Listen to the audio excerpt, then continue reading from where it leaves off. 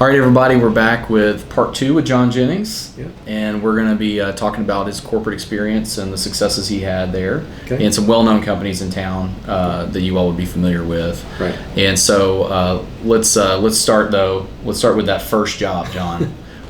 Everyone may or may not be surprised by this. I don't know. I was. Yeah. So what was that? What was the first job you had in college? So the first job, I mean, not counting small little things, but the first real type job I had was my sophomore year in college. My roommate and I, we were also fraternity brothers. We both loved music. We loved parties. We loved all that stuff. And so we decided, hey, let's be DJs. And so we went out and bought a bunch of DJ equipment, all high quality professional stuff. I mean, legit DJ So stuff. you had like a setup, not like you walked in. We filled a van. You didn't have it on your shoulder. No, we filled a van. Oh my God. We had a huge dual turn. This is when you had turntables, the whole deal, and we did that for 3 years of college. Didn't make a ton of money, but had a ball doing it. And I didn't really know the word entrepreneur at the time, but later in life, I went, "Oh, that's what I was back then." You guys were just having fun. We were just having fun. What was the maybe the most interesting moment that you think you might want to share with everybody, just about DJing over those 3 years? Oh, there's stories, but Appropriate one, Yeah. or Well, you always had, especially during college parties, you always had the drunk that came up and pounded his fist on your turntable saying, "Play Freebird," or whatever, and the needle would just go bouncing across, and then that happened almost every party at some point. Okay. There's people still doing that, probably. Yeah. That's Yeah. fun, man. That's Yeah. fun. So, all right. So obviously, when you got finished with college and you were looking for work, Yeah. after you want to make good on the education you just put yourself through. What was that Right. first corporate job? So my first corporate job was with a company that doesn't exist anymore, but it was a Fortune 500 company called National Distillers and Chemical. Went there as an entry-level programmer and worked there for a couple of years until they moved out of Louisville, and we decided we wanted to stay if we could, and so found a job at LG&E and moved over there as an entry-level programmer as well. Okay. And stayed at LG&E for several years. Okay, like Yeah. 4 or 5 years. 12 actually. 12. Yeah, that's a Yeah. long time. Yeah. And in today's world, that's a really long time Yeah, to be yeah. at one company. But ironically, most of the people I was there with are still there today. So it's not long for LG&E. I was a short timer for them. Yeah. And then you went from LG&E To Yum. Okay. Yeah. And you were at Yum for 10 years. Cool. So I spent almost a quarter century in Fortune 500 type organizations. How many positions would you say you held between your positions at LG&E and Yum? I probably every couple of years moved into a new role. Okay. And I moved up the ladder pretty quickly into a management role, and then a senior management role at Yum, and was involved with a variety of technologies, and led several big projects and several large teams. So Yeah. Cool. So what would you say is the main reason because obviously you're at a large organization like LG&E, or Yum's even bigger, and you got those senior positions are not easy to come by. So typically it's not just an automatic. So Yeah. you usually have to earn those. Yeah. So what would you say?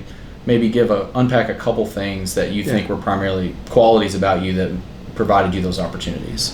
Well, one, I was always the guy that tried new things. Okay. If we wanted to try a new development platform, back in the day, as they say, I was the first to do some PC development, first to do some web development. So looking at those types of things, we were always experimenting with the latest and greatest technologies, and that was one thing. And then the other was I was just known as a guy who could get things done as far as if a project had kind of gone off the rails or a team was having issues, I could take over that type of organization and help turn it around and get it moving in the right direction. And that was probably my biggest claim to fame, was just that ability to take a broken team or a broken project and get it back where it needed to be. Yeah. Yeah. And what were some things, like if you were to say was there a theme that was consistent on these broken teams? Yeah. That was like kind of, you knew when you went in to fix that issue that you knew this would probably priority one was we probably need to address this. Was there any theme through that? I think the theme through all of it was learning how to listen.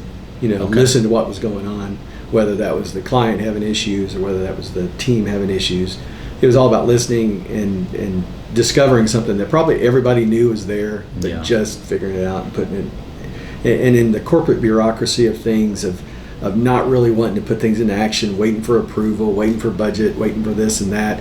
I was one of those guys who just said, let's figure out how to get it done. Let's not wait for the bureaucracy. Let's just get it done.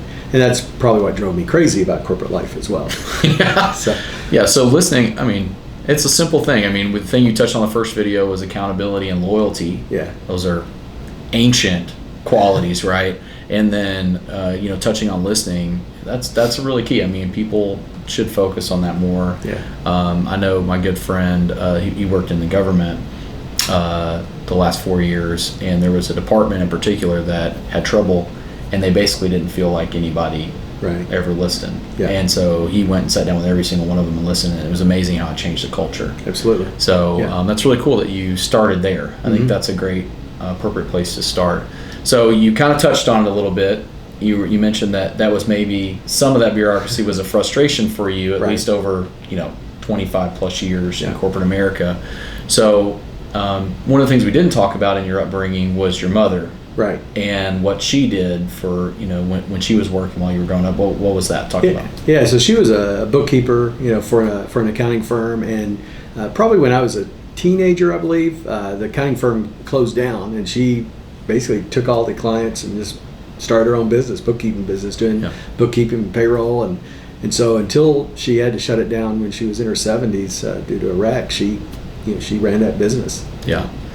So we're gonna, in the third video, we're gonna talk a little bit about what you're doing now, right? And why you transition away from corporate thing, because I think that accountability, being a good listener, being loyal, I think all those play a lot into the consulting that you're doing now. Right. So we want everybody to tune in next Tuesday for the third video with John, where we're going to unpack what he's doing now with Focal Point. So John, as usual, let them know how they can get in touch with you, though. Okay. Phone number is 502-724-0430. Jennings at focalpointcoaching.com, or on any of the social media platforms, LinkedIn, Facebook, etc. Perfect. Well, we appreciate you guys listening, and we hope you learned some more about John, and you'll certainly learn some more about John's business in the third video coming up next week. So thank you guys. You guys have a good one. Bye.